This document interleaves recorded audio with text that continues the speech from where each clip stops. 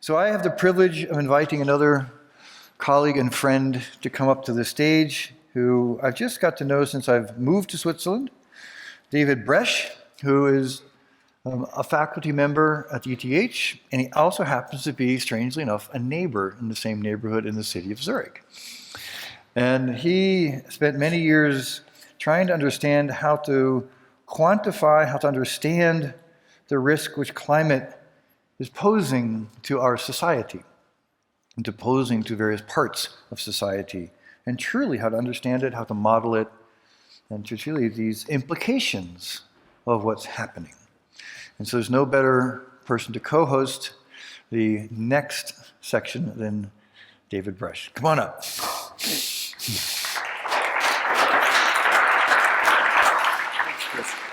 Thank you. Yep, thanks. Warm welcome from my side. Implications. If there's only one word, I say welcome to the Anthropocene. But I don't want to have a long conversation on my own, so please come on stage, Adrienne and Holger, to join me in a little conversation about what implications might mean to us, to the place, and possibly back to the planet, I can promise. Please, you might want whatever. Just.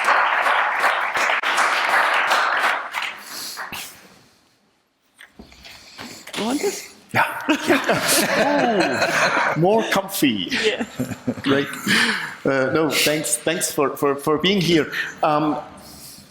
Adrienne, you've been an urban and landscape planner for quite some time now, faculty also at ETH. And since I mentioned place, the challenge is huge. But is there ways to connect directly in your work where you could say, I do see ways to make a difference through my research, the impact of my research? Where do you take it from there? I think you just talked about implication before, and I think we've been, and I like to be a little bit provocative here. Go ahead. We heard in the last sessions and also yesterday a lot of very negative implications. And the question is, what are the positive implications? Are there any services, new services, benefits we could get from this change which is happening? And I think what is really important and what I'm trying to do in my work is to understand what are the claims for these new benefits and how can we make sure that these claims can be used for steering these benefits into a direction we would like to have. So think about cultural landscapes. They produce a lot of benefits. They are changing. New cultural landscapes are created. We see it by the retrieve of glaciers, for example. New landscapes are being created, new services are being created, and the question is, what are the big claims on these landscapes? And can we try to not just look in the past and say everything what we have done wrong, but try to harness these new services? They're called also ecosystem services or other services, but how can we manage them so that these resources now get used in such a way that the community and new cultural landscapes can be created. So that's where a little bit where I'm working. Can you be a bit more specific on a topic, on a specific case, just to illustrate and then? Okay. So we're working, for example, in the Swiss Alps. And the Swiss Alps have, for example, the Valais. If you've been to the Valais, you've seen that there's a big company, Lonza, which is now created and create a lot of jobs. And the question is where these people should live. It's becoming really warm in the valley. And the question is, what are their visions? Where do they want to go? What are the benefits these mountains can produce to these people at Lonza? And what is interesting, there's a lot of benefits in the Alps around them. And the question is, how can we make sure that these benefits can be used in such a way that the new services can be used and new communities can be created? Very fast mobility to the mountains, trying maybe not to keep what we've done and since years try to keep the roads safe, but maybe think a new kind of mobility to be able to go into these places, to go to Saas-Fee with a fast, I think we're going to see one of these new fast cable car. Interesting discussion about new infrastructures? What about new lakes which are created? Above, there's new infrastructure which gets created naturally, but also we can design, we can intervene in the system to produce areas, new areas, where people can create new cultural landscape, which would be above the valley to create new living space with a high life quality. Thanks. Holger, you've been, I would say, pivotal in the way we look at the planet in the terms of planetary boundaries. Also thinking about what the critical thresholds might be. Now, in your current position at the University of Graz, you look very much in a transdisciplinary fashion at these issues. So how you make them almost, may I say, operational, or how you operationalize a very powerful concept. And is there a link to places like this? Where does that connect? Is it the Alpine Rim? Is it Alpine regions in the Andes? Or how you make the connection from very powerful global schemes to frame things like the projects Adrienne does? Yeah, thanks. These links may not be so obvious in the first place. I'm really coming from very academic, very top-down planetary level, and it never translates easy. But then the concept, many of you would know about the planetary boundaries concept, just setting something like absolute sustainability limits, like the 2 degrees or 1.5 degrees target, within which we all have to stay in the end, with all our combined action activities. And these other planetary boundaries try to do the same thing, provide a global context for all we do, a kind of, I think Nigel Topping will call it the North Star for our enterprises, so to say, of all types. And of course we need to make the link, we need to bring it down on the ground, we need to make it operational. That's also how I met Chris in the first place, when he was still at Arab Net 3 years ago, asking what can we do with this concept? Yeah. So there's no perfect answer, but there are elements to it. And it doesn't matter which context you take. Take the mountains. It's a nice example, I would say. Actually, the three of us went to a museum yesterday where we were quite impressed with the level of attachment that the exhibit showed of these people to their mountains, which is a way of making that link. You need the positive examples. You need to address, as Reto was saying over break, to address the which side of your brain is it, where you appeal to your feelings more than to your rational side. That you need, these kind of positive examples, positive narratives, positive visions to make a change. And then you link it back to the main picture.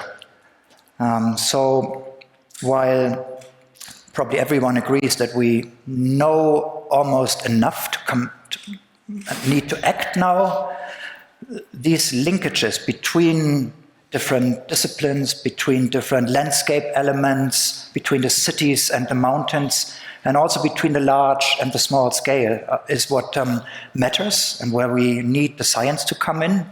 So I would say yes. We need to look at how whatever we do in the mountains, having new tourism, having new types of agriculture or any other enterprises, how they affect the country and also affect the world.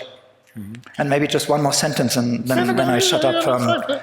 It's someone talked today about the bubble. And we're living in, I would say, layers of bubbles. Europe is a bubble, and European mountains are still a bubble among all the mountain areas. And not being Swiss and not having been here much, Switzerland probably is a bubble in Europe. And then we all are an extreme bubble. We are not representative for all stakeholders.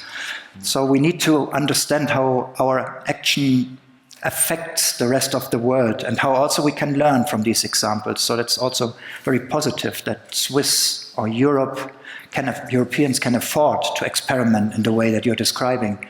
But then we have to look what it means in terms of our international footprints, for example. That's via all our supply chains. That's an important element. But then also what we can learn from the development of new mountain enterprises, what we can learn of linking city life to mountain life. What can we learn from that? What of that is scalable? What of that is transferable to the bigger level? Yeah. Thanks. So there's one thing that goes to the shopping list. That's a visit to the Gelbe House. It's 100 stories of women living here, one of them being in a room. And again, I just have to say, it makes exactly that connection. Fabulous. One thing, because you mentioned the Arab connection, do you remember how did that get going? How did that get established? Was it Arab reaching out or you knocking on their door? Just to see how we make this thing really getting into action. Well, it's nice that you're asking, because it was not the typical way. The typical way, what you call transdisciplinarity, many of you would know, is that attempt to reach out to society, to make a societal impact. And it usually starts from science, one has to admit. It's a desperate search for stakeholders met by stakeholder fatigue. I've been working in so many contexts. It was never the case that people came to me and said, enlighten us from your scientific view. But Arab was different. Arab is special, I would say, to the extent I know Arab, very little, I must say. They came to us. They said, well, we read your book, we read about the concept. What can we do? Come to us. I went to their headquarters in London. We had a lovely event shortly before COVID set in Berlin. They came to us and said, look, we at Arab no, they didn't say it. I took it as we are special. We have this freedom to think out of the box, which not every of these consultancy companies has. They even dedicated a project to this and said, we dedicate some of our money to make that transformation, that translation happen. Help us. So that was great. Mm-hmm. So the question would rather go to you, how you made that space, but that you might answer later. Thanks. One point to that still. Basically, through that engagement, was it, in your view, changing basically the organization, or rather people within, or was it a specific element to that? Just to bring it to that level to understand what was the outcome. Was it more in how people perceive things, or how people do things? I'm not a big fan of trying to change people, but I'm a big fan of trying to show what's positive in it, what kind of benefits or co-benefits there are that you may not perceive in the first place. So just try to work with the context that you find. In this case, Arab had a number of projects, which, I don't know, I would say were more of the traditional heritage, but they wanted to make them more planetary boundary aligned. Mm-hmm. And so we tried to find ways of, well, I call it mainstreaming, bringing in some of these elements of planetary boundaries in order to, well, that's all about transdisciplinarity, to generate something new that comes out of this merger of scientific information with a mainstream work that Arab does. Mm-hmm. So it's more generating something new together, finding resonance points where your ideas resonate, where they fit in, where they generate more co-benefits. It's not so much about changing the people in the first place, I would say. Mm-hmm. Mm-hmm. If I could just paint in for a second. So one of the things, it's really about how do you create the vocabulary to understand each other. The vocabulary of science, the vocabulary of statistics, vocabulary of the village. How do you find the vocabulary so you can help those?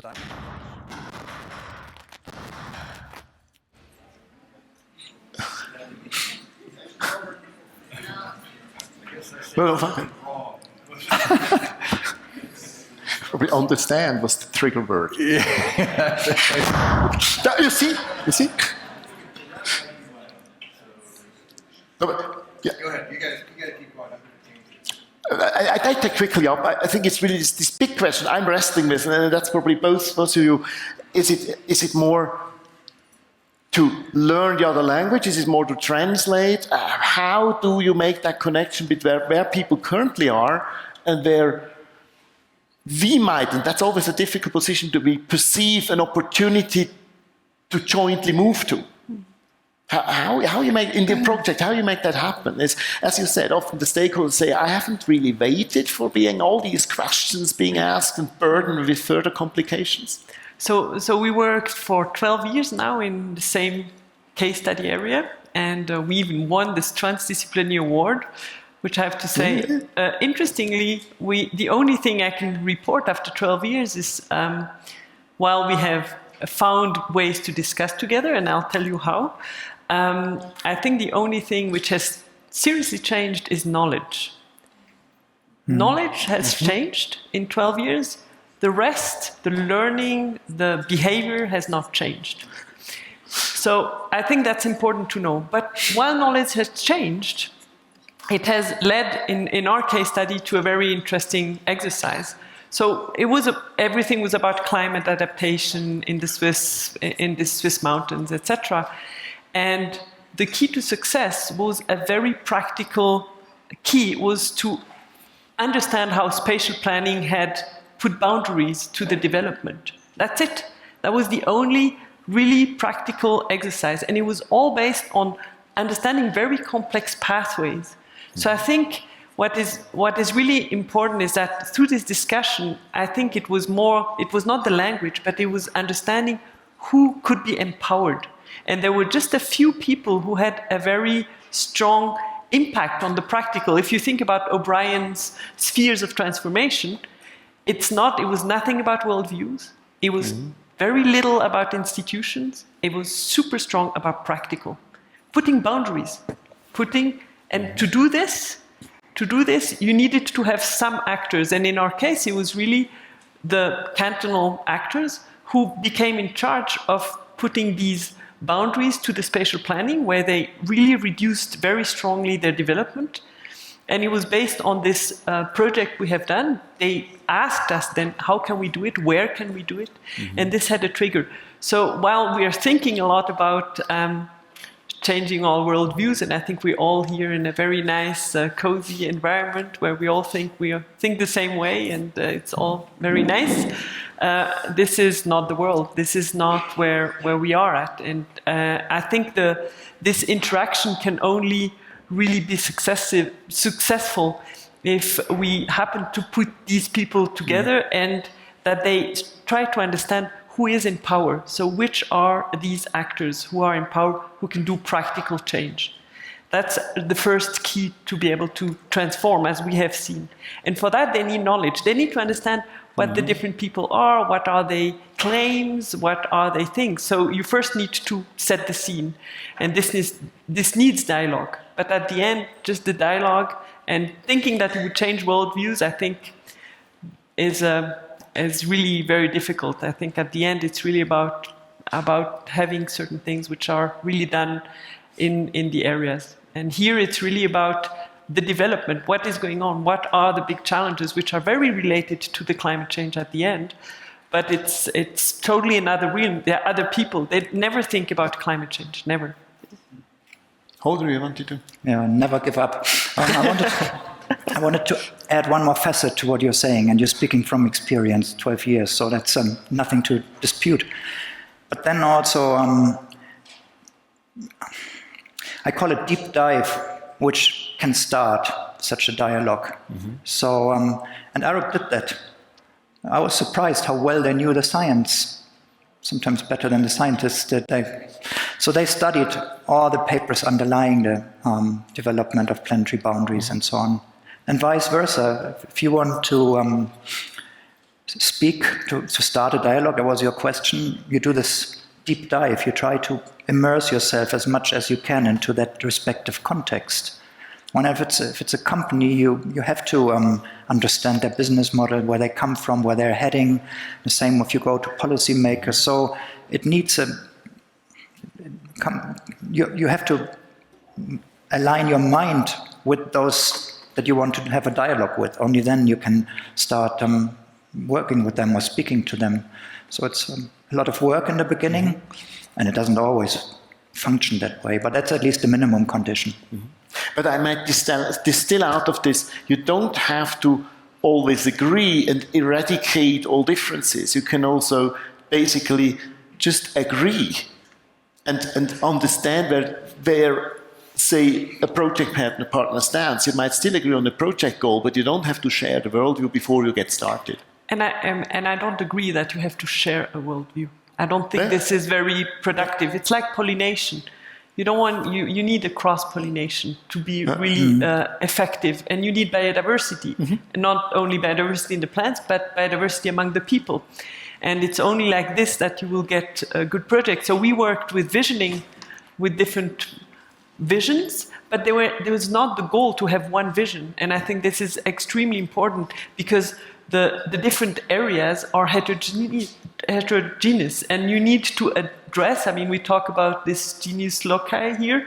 I think we are in a very specific place with certain possibilities, certain potentials, and it's different at another place. So this cross-pollination is extremely important, and that's why I think one of the issues we don't really understand what would be potential. We need to have this interaction with other areas to get these visions going. So this cross-pollination, I think, is very important to learn from other case studies which have been, maybe in other environments, whatever, have been productive. Yeah. Okay. Good. I hope I don't limit you in your role as moderator if I just intervene all the time. It's fine. It's a conversation. This diversity was so nice. Adrienne shared with me a paper, one of her nice papers yesterday, which is about diversity, where she makes that comparison of diversity in the natural sciences and diversity in the social sciences, that you need to match biodiversity and functional diversity in this nature with diversity in society and functional types in society. So that's everyone should read that. You should put it up there tomorrow. And how do you do it? So I was thinking of this bubble here, and I mean, paying a lot of credit to Chris and all the others. It is already quite diverse, much more diverse than most conferences I would have gone to before. Can we do more? What can we do more? So you want to continue? We hopefully come back next year, but what's in between? So how do you reach out to other audiences? So that's just an initial seed that needs to be worked out further. Is there a way of reaching out to more diverse audiences over the next weeks and months, reaching out to science, reaching out to companies, to policymakers, but also to people who just want to come here as tourists or to any others.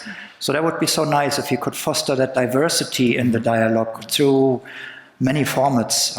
You can't fit in many more here, but hopefully you have other ways to reach out. So I'm all for diversity, and then we could talk about resilience that comes from it and so on.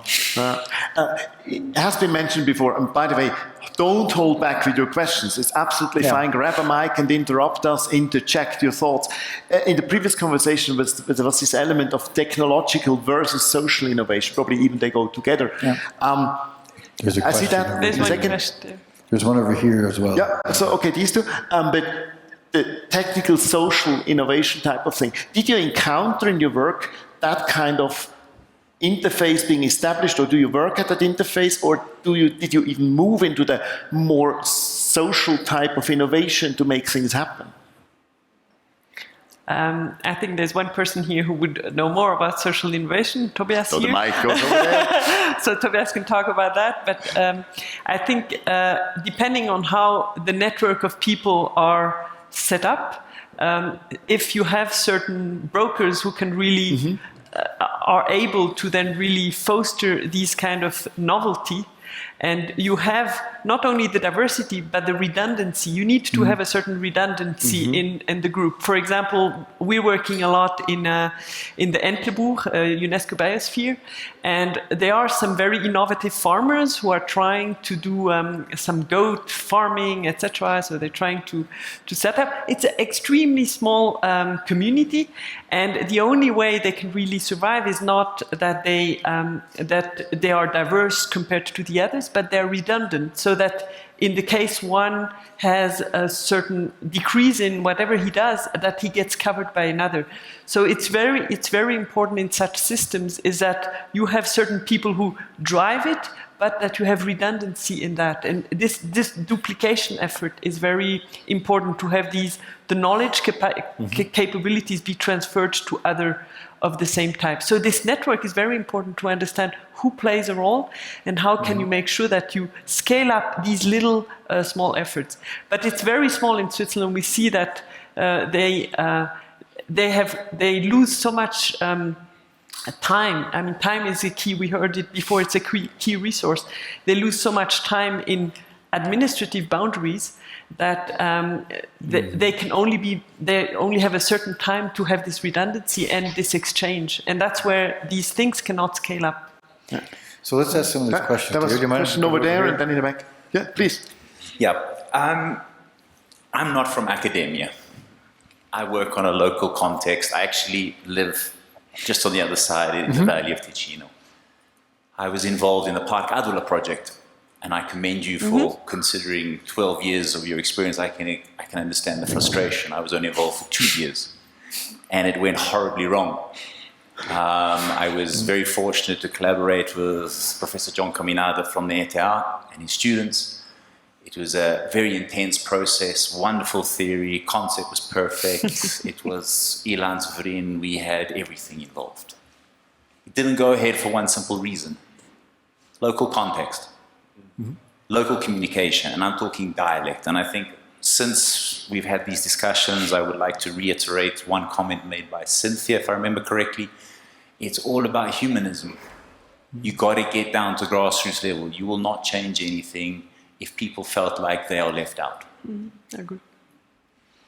And I would just like to put that back into play, that there can be a lot of grand discussions, wonderful papers, but if you're not communicating with a farm in the valley, and I've lived there for 10 years and I support them all locally and I work with them, you're not going to move anything. Yeah. And that is why we had the vote we had against CO2. And that's the point I would say after 2 years, never give up. This is just an introduction. It's too fast. I mean, it's unbearable to be at that pace if you've been there for a time and you have a history, you have a past dependency, and that has a reason. And so probably how you make it that you Exactly. But I have to say, okay, well, I agree, and that's totally important. But why doesn't it happen? It's usually because they don't have time. And there are, at the moment, all these people who would like, I mean, we're working now on the ecological infrastructure in Switzerland, trying to find out how to get this intervention in terms of ecological infrastructure in the parks, for example. And the interesting thing is that through all the agriculture systems, they have to report so much, they are so much driven. So 80% of these farmers, they're just struggling to find time to have these discussions, to become empowered to do certain things. And I think it's nice to think that I agree, we need to talk to them and they need to become the actors and the stewards of the change, but you need to frame the conditions so that they can do this. The major thing you had in your advance, you never gave up. No, we never gave up. They spent 200,000 francs on a report for 2 years that went nowhere. You haven't given up. I haven't given up, no. In the sense that the project for Park Adula, they voted against it, one no vote, and they just left it. Yeah. So all that impetus and everything was just lost. No, that's now you've got Val Calanca that has gone and built their own national park, has actually realized the power of linking things together. And that's what's sad, is that you put so much effort in, and there's so much money in this country, and then it just gets blown for nothing because people are not willing to fight the fight to get what they want. So it's a strong thing to stay on and give it a second try. Never give up. That's it. Never give up. There we go. There's one in the back. Can one you more take in the that back, and then we're getting close. I mean, the question before, you just speak for my soul, but maybe you allow me to expand your question. So nowadays we have possibilities to map out all the ecosystem services and food, energy, water nexus, etc. So we can map the buildings, the mobility. So we manage to quantify things. So sometimes, and Anya said, we disconnect from the body, but we disconnect from the place. We get lost in all those KPIs, measuring a place, and all this building certification things. And now we come actually to the qualitative things. to the social structures, to the genius local, to the identity, a cultural landscape, to the relational capital. I mean, your friendship, Chris, with Reto made this, and many others in the ecosystem made this happen. So how to merge this qualitative and quantitative, I think that's very important in order to amplify any resource in a setting. And how do you, maybe Adrienne, to you, how this can could be translated into these climate adaptation strategies on the regional scale as well? Big question, short answers. I really like this question a lot. Thanks a lot, because I think we're getting more and more data. We know so much. I mean, we get scanned, we get sensors all over. We know where people are, we know how it looks like, how the land use changes, etc. And it seems like there is a very strong disconnect about the active sensing, I would call it. And so the question, I think it goes even further than just talking about how we would do networks and whatever. I think it's the question how we can engage ourselves in sensing the right thing. I think the big companies are very much driving what we know. There is the satellite information and the signals we get are very much put into a certain sense of knowledge that we expect to get. But there's other signals we should probably monitor and we should be given, which are much more value-driven, which we don't have data at all. So there is a huge disconnect about what kind of science and what kind of information is available and what might be needed to do these kind of transformation. And I think there is an important active part we should take in is try to define what kind of new information or new sensors should be monitored. There is some efforts in these long-term socio-ecological research areas, but it's very little, it's not long-term. There's no sensors like the ones you would you see from the satellites, etc. So I think it's a big gap, and I think it's something which could be very useful then to link into this whole climate information. It would inform us about adaptation capacities, about new services, about new supplies, etc. So back to the local. Final comment from your side? Maybe, I hope it fits somewhat. We talked about the attachment to the particular landscape, the value that you put to it, but then linking quantitative, qualitative, and action eventually, I would say also has an economic and monetary element that there's nothing wrong with pointing to that as well. Whether it's pointing out opportunities that come from these co-benefits of adaptation. Climate adaptation has many co-benefits, and that you can express as costs or benefits versus when you do not adapt and live with a harm. And it also can be brought down to the personal level, I believe. You asked about social innovation. To my mind, the biggest social innovation is to relieve people from the fear of change. It's how do you do it? You can spread that out in so many ways. And if you can do that, if you can relieve people from that fear of losing their income, losing their existence, if you find means to do that, you open up to change. You open up minds when they can relieve by, in German it's called bedingungsloses Grundeinkommen. That's one opportunity. They can sit back and say, oh, let's see what the benefits of change are. And it's also quantitative to some extent. It's a monetary quantification. Thanks. And unfortunately, we have a change, Sure. which is your time's up. Thank you, Chris. Thank you. Go ahead and wrap it up. Can I have a final You word? may, Dave. Of course you may. There's one thing, especially in this embracing the local, and it brings me back to this story that there was a time when the Swiss railway system was also coal-powered. And they didn't use electricity because they didn't like coal, or there was not an abundance of coal, but they have too much electricity. So they built up the energy system too fast and they had no use for it.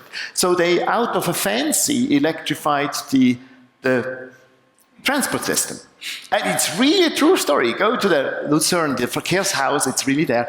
And so it's this thing I'm trying to find also in the adaptation space and the way we bring that change about. People will jump as soon as it looks like an opportunity. And that's probably what we have to also sense where these points are. And sometimes people need the wider narrative of the boundaries and these things, but others just jump for the fun of jumping. And I hope to identify some of those. And still, it needs, and that goes to the point of the 2 years, it also there needed a bit more than one idea to make that change, but it happened. And they were able to sell their electric engines for more than half a century to all the others who later electrified. So there's also a potential in there to then really replicate and scale. It's a transport example, but I think it would apply to others too. And with that, thanks for your attention. That's really great. Thanks, David. Thanks, Adrienne, and thanks, Holger. Let's give them a great round of applause. Thank you, guys. Thank you, guys. Very, very, very much. Here.